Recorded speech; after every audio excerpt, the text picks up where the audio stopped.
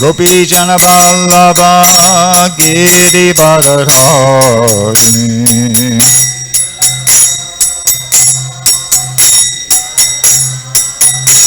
Gopi Jana Vallabha Giri Bharadhari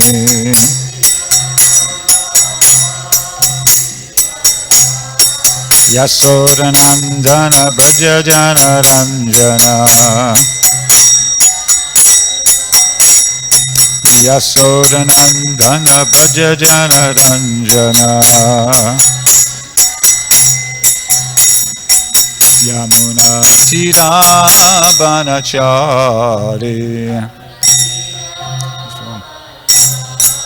Yamuna Tira Banachari Jaya Radha Madhava Kunja Vihari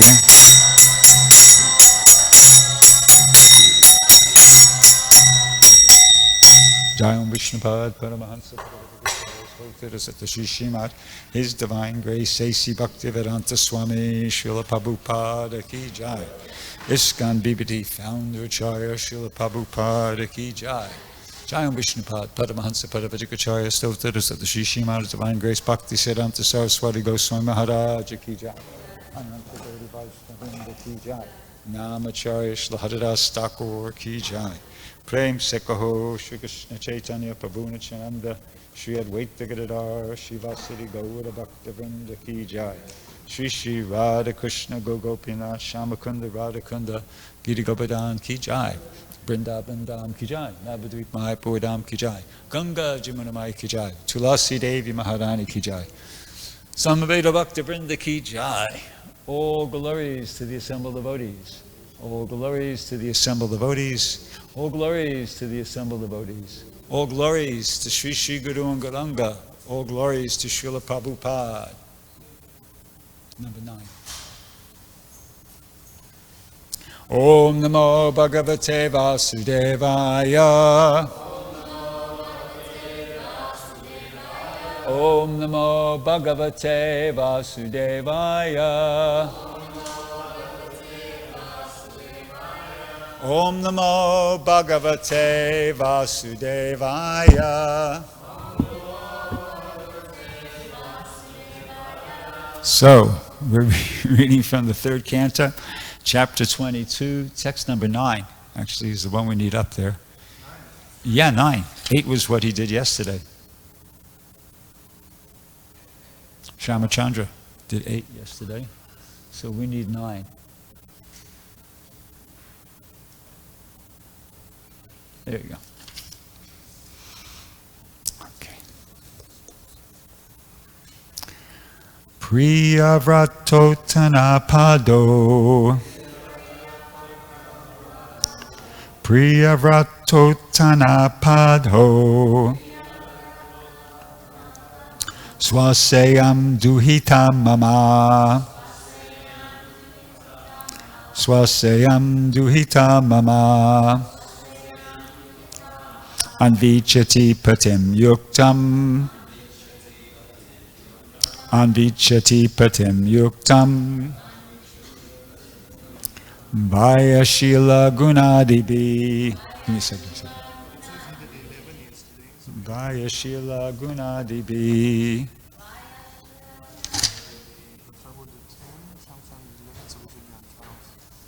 Wow. Hang on.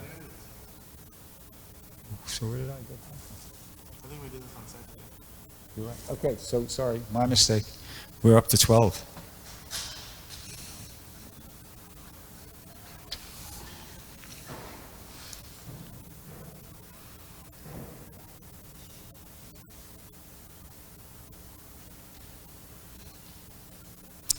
Okay.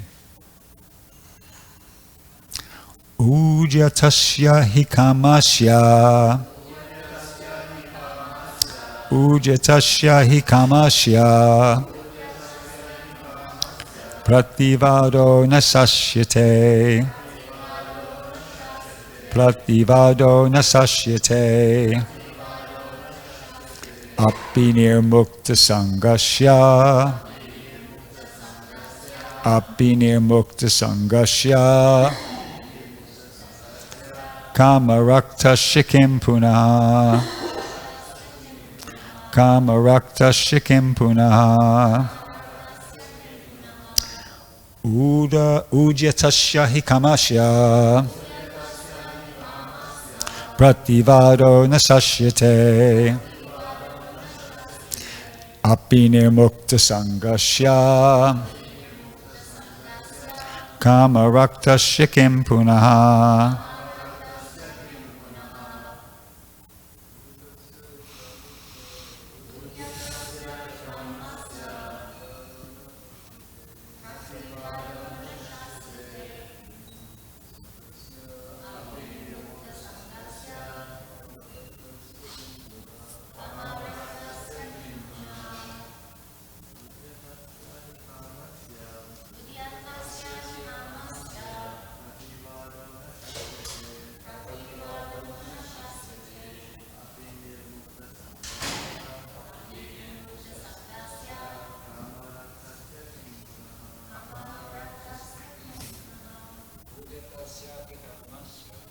Udatasya hi kamasya.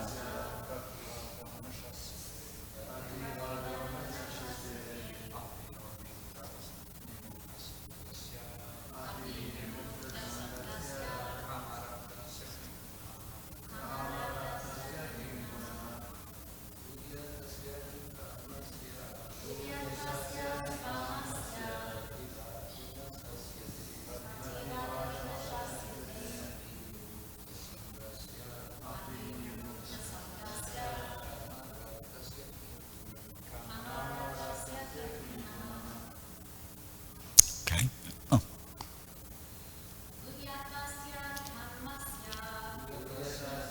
Kamasya. Prativado nasasyate.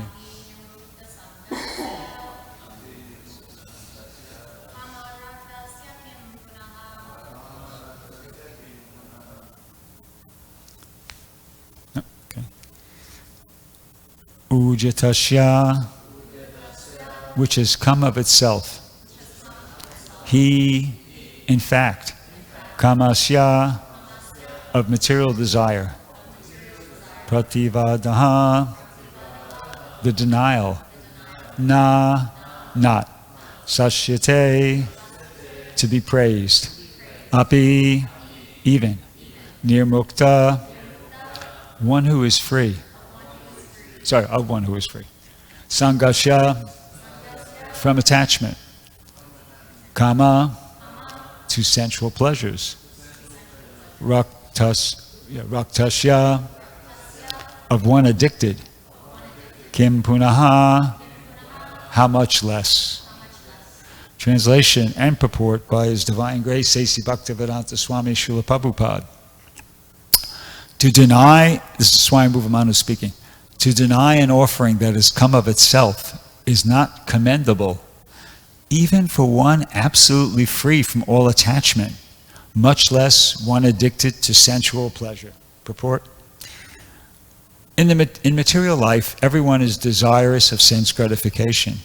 Therefore, a person who gets an object of sense gratification without endeavor should not refuse to accept it. Kardama Muni was not meant for sense gratification, yet he aspired to marry and prayed to the Lord for a suitable wife. This was known to Swami Bhuvamanu. He indirectly convinced Kardama Muni, "You desire a suitable wife like my daughter, and she is now present before you. You should not reject the fulfillment of your prayer. You should accept my daughter." Om Aganatam Shajananjana Shalakaya Chakshura Militamina Tasmai Shri Gurave Namaha Shri Chaitanya Manobishtam Stapitam Yena Bhutale Swayamupakadamayam Dadati Swapadamtikam. So I'm going to speak about the verse, but to start off with, I'm going to show everybody a picture. If I get the cooperation of Shamarari Prabhu.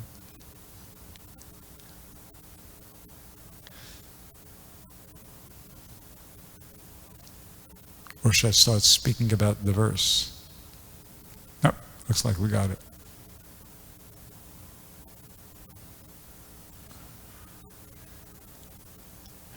Okay. Anyway, so I'll start speaking about the verse until he... Nope, there it goes. I'll start telling you about the picture. So what you're about to see is a picture of Srila Prabhupada at the Kumbh Mela in 1977. So in 1977, Prabhupada was already 81 years old. And and you'll see, hopefully if the picture comes up there, that he's not like really in, here it is.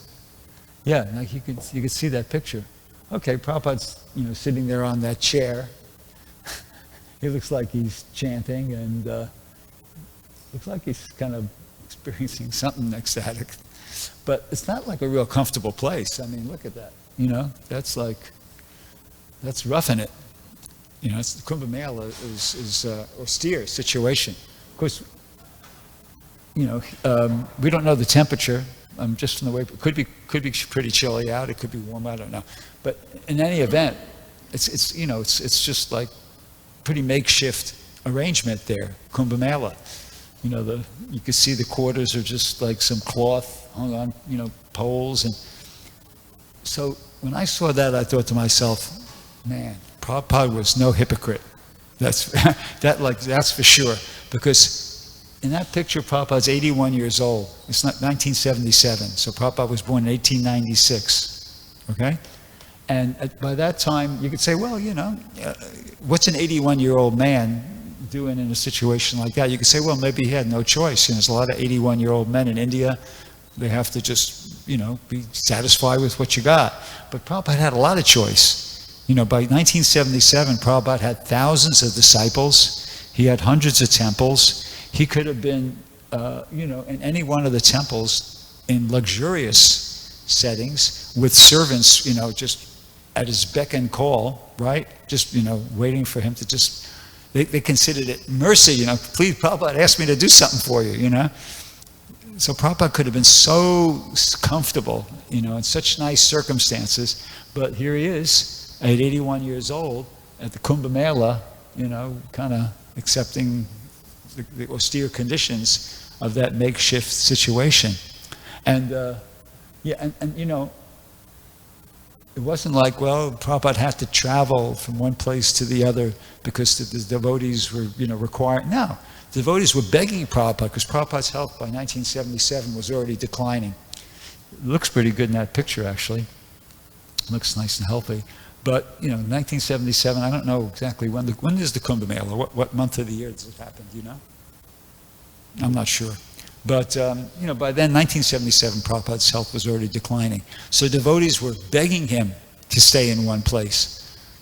I mean, I could think of two examples off the top of my head. I know we begged him to stay in New York, and I think that was in 1976. They were begging him to stay, Prabhupada, you don't have to go to Tehran, just stay here for a while. Because he was experiencing upper respiratory at that time.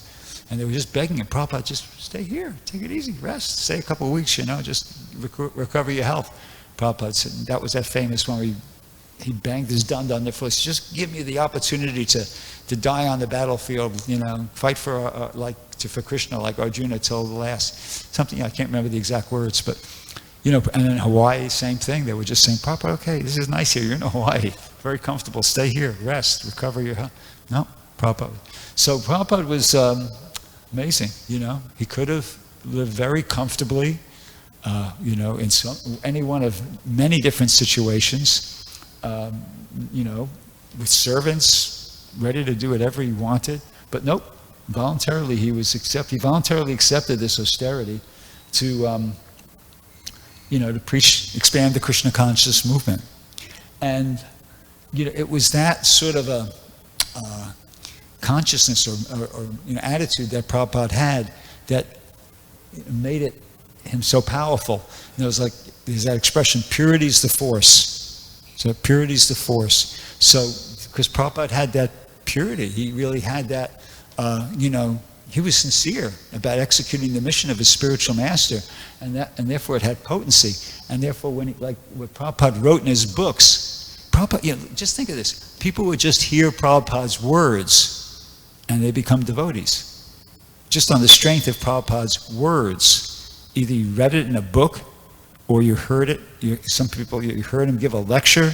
But just that's amazing. You read some words and it touches your heart, and your whole world view, your whole understanding you're prepared to change your whole understanding of life. That's amazing, right? And we're going to give everybody one very vivid example of that right now. This is something that I have to give credit where credit. This was sent to me by Navina Nirada, as well as what you're about to hear. This was also sent to me by Navina Nirada.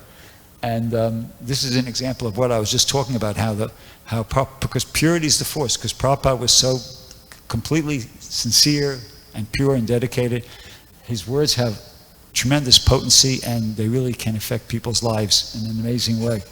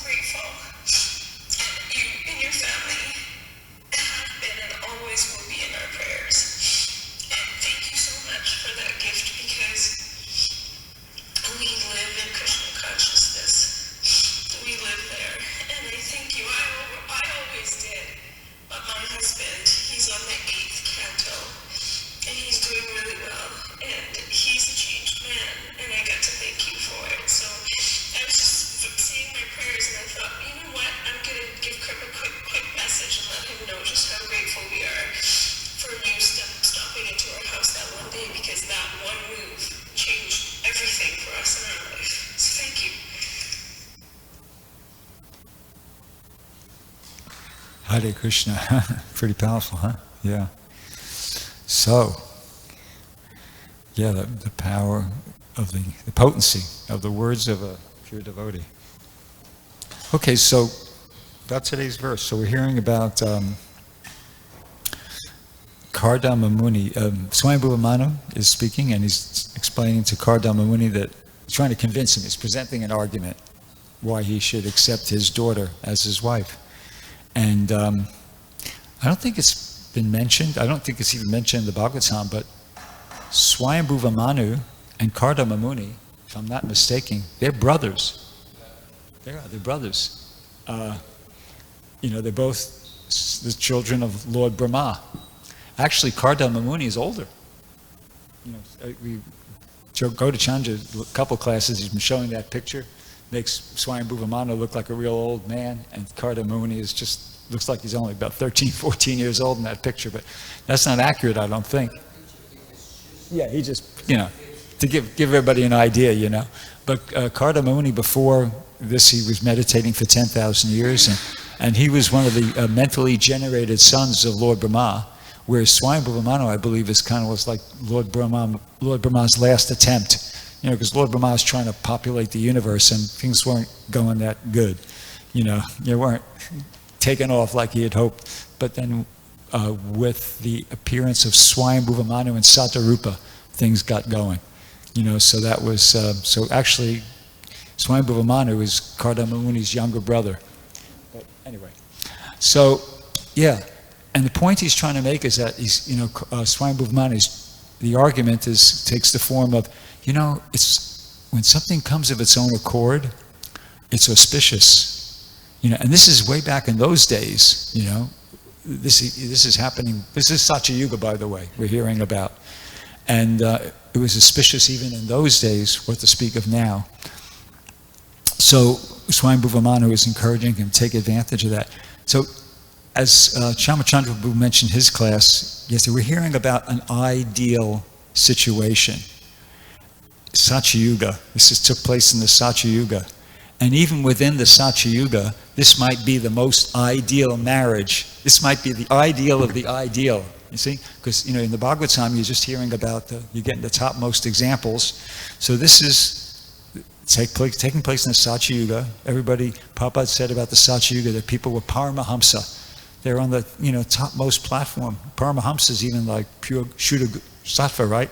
It's even pure goodness. It's not even mode, but it's at least the mode of goodness. Paramahamsas are at least in the mode of goodness, and possibly even more elevated than that. I can't remember technically, But, so this is taking place during that era, and it's being pointed out by Swami Bhuvamana Dekardava Muni that, when an offer comes of its own accord, it's very auspicious, you should take advantage of it, which is sort of saying that, hey, this doesn't happen every day, this doesn't happen every day, so, it's happening to you, so don't be foolish and pass this up, take advantage of it. Okay? So, and that was way back in the Satya Yuga. So the point I would like to make is that this is not the Satya Yuga. It's no longer the Satya Yuga. And what was happening, the ideal things that were going on in the Satya Yuga, we cannot expect them to happen today. And because we're far from the Satya Yuga. This is the Kali Yuga, and as everybody knows, there's the four Yugas, Satya Yuga, Dwarpa. It's actually Satya, Dwarpa, Treta, Kali. It's only in this particular round of the ages that the Dwarpa became before Treta. But, it's just like in the seasons. What happens in the spring season? Oh, very pleasant. It's starting to warm up, and the trees are starting to, all the leaves come back on the trees, and there's flowers blooming, and, the air is the freshest, and the summer gets also nice. It's kind of getting warm, but it's pretty nice too. And the fall, it's still okay, but, it's starting to rain a bit, and it's getting chilly, and then the winter, it's like, ugh.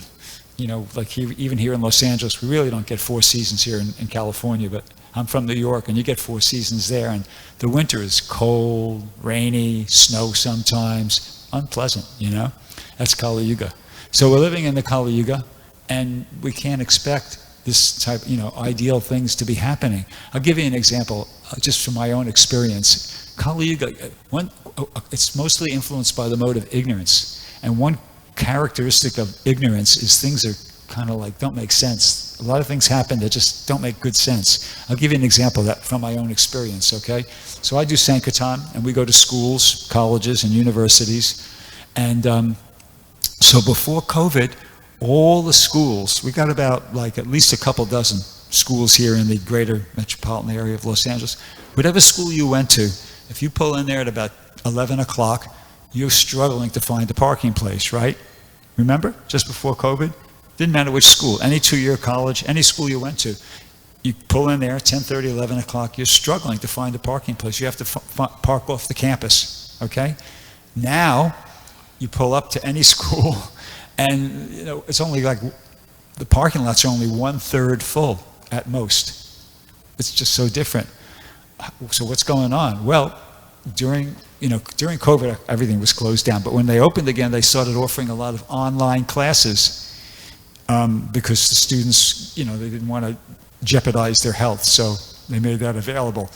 And it's become part of the culture because it's easy. A student can get up and stay in his pajamas all day and just take a couple online classes from his bedroom, and that's going to school, you see? So why not? And it's easy for the teachers too, apparently. But so you can say, well, okay, that's, but no big deal.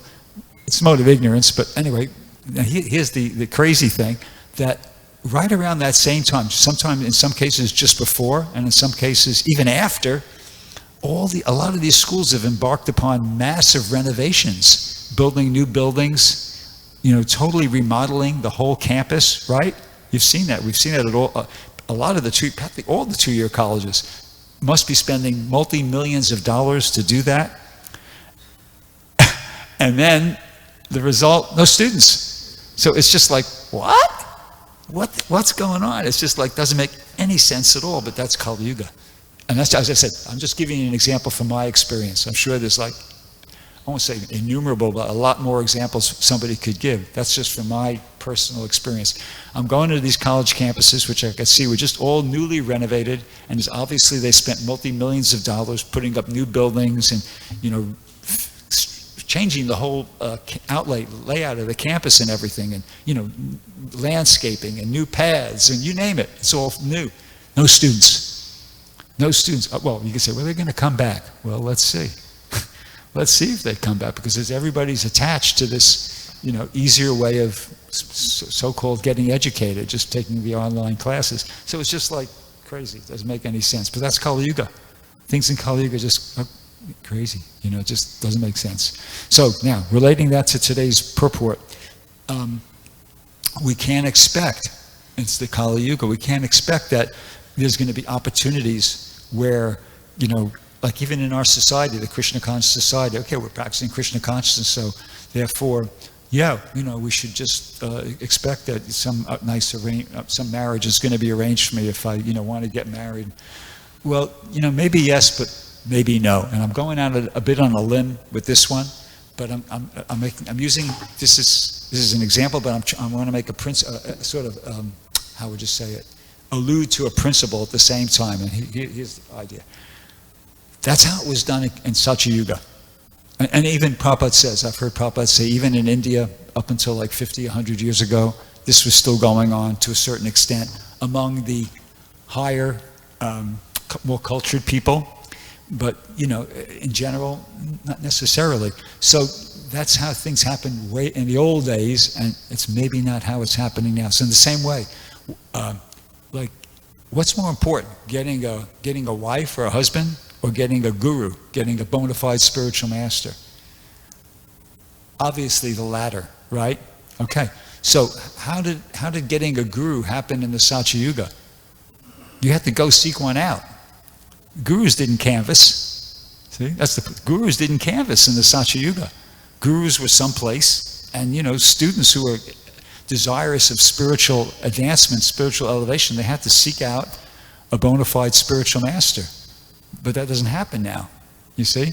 So in the same way, just like that doesn't happen now, in the same way, the arranged marriages by the parents who are consulting the astrology and, all this, can't expect that to happen. Just like you can't expect that, the guru could just sit in one place. Even God himself, Lord Chaitanya gave the instruction, Yade deke tade kaha Krishna upadesh, amara agyaya guruhana tada edesh. Actually, the translation for that is, wherever you go, whoever you meet, tell them about Krishna. In this way, become a spiritual master and deliver everybody in the land. Elsewhere in the Chaitanya Charitamrita, he gives the instruction, I don't know the Bengali for it, he says, I order every man within this universe to accept the Krishna consciousness movement and spread it. Right? You've heard that one? It's right there in Adi Lila, chapter 9, I believe. So, what to speak of like a guru just sitting in one place and waiting for the people to come to him, the candidates to come to him? No. Just 500 years ago, Lord Chaitanya is saying, I want everybody become a guru. No, forget about some one Paramahamsa sitting in one place and everybody's supposed to come to him. No, Lord Chaitanya is ordering everybody become a guru. I order everybody in this universe to accept the Krishna conscious movement and spread it. He's being very proactive here. And then, what to speak of, and canvas. He's supposed to, we have to analyze these statements, think about them. Lord Chaitanya is saying, I want everybody in this universe to accept the Krishna conscious movement and spread it. So is everybody going to be qualified? I'm sure Lord Chaitanya considered that, and he's probably, well, some people are going to be more qualified than others, but it's such a desperate situation. It's such a desperate situation. It's so bad that we have to take the risk. Some people are going to be maybe not as qualified as others to, preach the Krishna conscious movement, but his instruction's there. So in the same way, and this is true for getting, like if you're in the Krishna conscious movement and you're desiring to get married, Yeah, if this was the old days, which it's not, you could expect that, okay, here I am, I've come, and some nice arrangements going to be made for me. Maybe, maybe not. I think that we all have to be, not just for getting married, okay, I'm just using that as an example, but for whatever we want in Krishna consciousness, you have to advocate to a certain extent for yourself. There's a proper way to do it, but this is an age of self-advocacy. You have to try for what you want. And I'll give you an example, once again, from my own experience of what I mean by that. So my service is book distribution, and when I go out, what I do is I go to a college campus, as I mentioned, university like that, and I put a table down, and in a place where there's a lot of people, supposedly a lot of pedestrian traffic, and so now when I have the table out and I put the books on the table, do I just stand there and wait for people to come to me? Do you do that? Do you just stand there and wait for people to come to you? Do you just stand there? What do you do? We canvass, we approach them. Because if we were to just stand there and wait for the people to come up to the table, we'd get some. You'd get some. You'd probably, huh? Yeah, and you see most of the day they're just sitting there, or standing there, with talking to each other. Yeah. It's not effective. Yeah, it's not effective. So we probably get about 10% of what, the result that we get. No, we canvass. We approach people. You got to be proactive. That's what you got to do. You see? So, somebody go, well, that's not appropriate. I mean, you're just invading people's space, and that's what we got to do. You got to do that. You got to, canvass, and you can say, what about depending upon Krishna? Why don't you just, be at the table and depend on Krishna? Well, that's the misunderstanding of what it means to depend upon Krishna. You see, Arjuna kind of, he was moving into that misunderstanding. Krishna explained to him, no, tasmat sarveshu kaleshu mam manushmana yudyascha mayarpito manobudhir vaishasi mam manushvara, but then you'll come to me without fail. So he told Arjuna, yeah, you have to, the way I want you to depend on me, I definitely want you to think of me in the form of Krishna, but at the same time, perform your prescribed duty of fighting. See, we have to be, we depend on Krishna in that way. If you're a salesperson, you have to think of Krishna, pray to Krishna, but at the same time, sell. If you're a cook, you got to pray to Krishna, you got to chant your 16 rounds and pray to the deities, and please let me do a good job here. Whatever you're doing, of course you got to be Krishna conscious, you got to pray to Krishna, but then you have to really try to do that activity properly. If you're doing property management, right, it's more than just being pure. It's just you have to chant your rounds, and you have to be Krishna conscious, and you have to learn also about how to fix something. What's required here, do we have to call somebody in, can we do this ourselves? There's certain amount of skill that's involved. So that has to be there. So once again, practical, I'm maybe going out on a limb here, but this is my practical understanding and advice that whatever you want, if you want to change your social situation, if you want to change your service, if you want to, whatever, it's a certain amount of self-advocacy has to be there. Not forgetting Krishna. It's not both. You try for whatever it is you want, to get married or to get unmarried or whatever it is, and then and simultaneously you pray to Krishna to help you.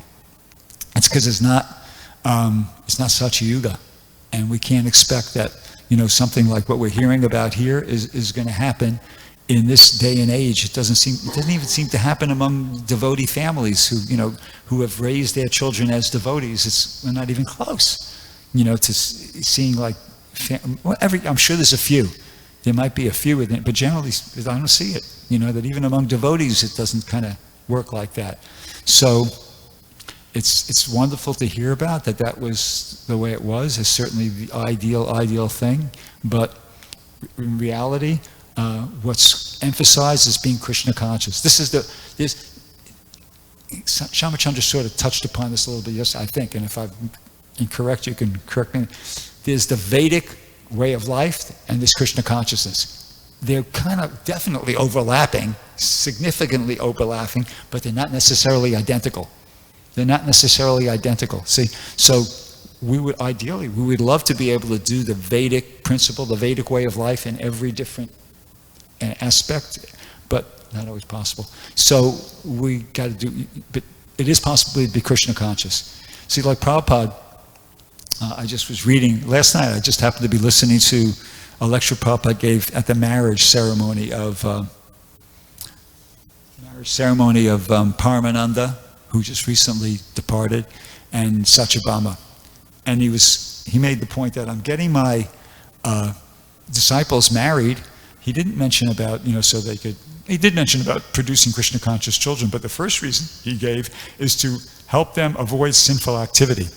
Because he said, and then he talked about the regulative principles, one of them, of course, being no illicit sex. And he made the point that you can't make progress in spiritual life if you're engaged in sinful activity.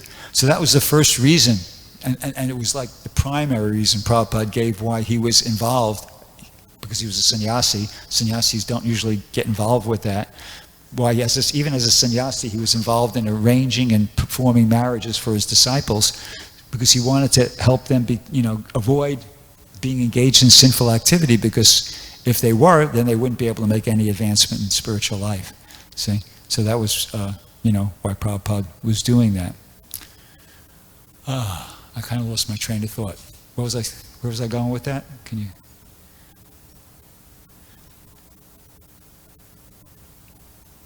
I lost my train of thought now.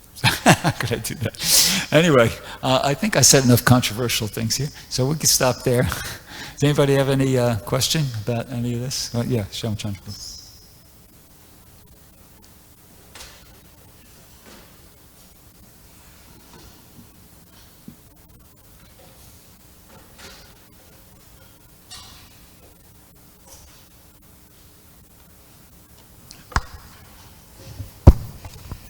Thank you for the nice class, Prabhu. The verse is basically about getting a wife. Manu is trying to convince that, you could get a nice.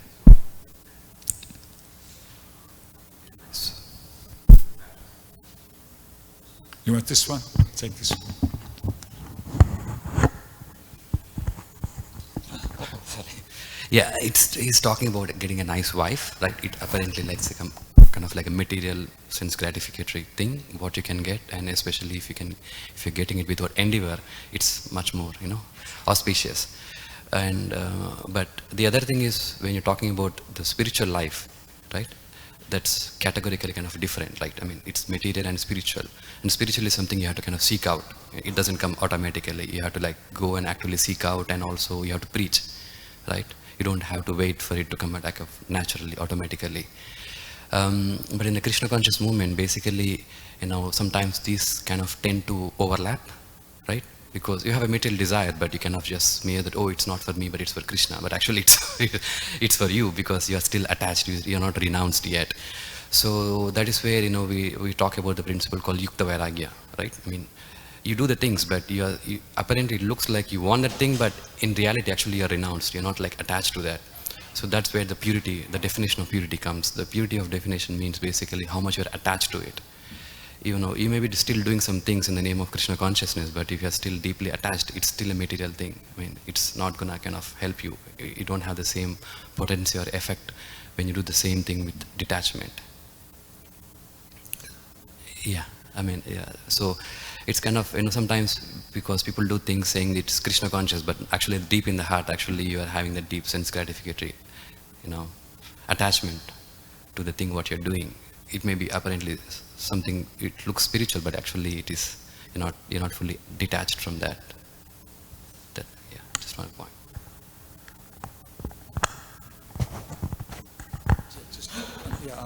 The Krishna consciousness is obviously the more important thing. I'll just say one last thing, we're out of time. But in the beginning, Prabhupada was arranging marriages. He actually not only was performing them, but he actually arranged marriages. He actually, suggested, well, I think you could be married to this. Then that was right at the beginning. And then the second stage was Prabhupada, some of them dissolved, they didn't last. So Prabhupada he didn't arrange anymore, but he did still do the marriages. They came to him, we want to be married, Prabhupada. Okay, and Prabhupada did the marriages. That was stage 2, and that went on for some time.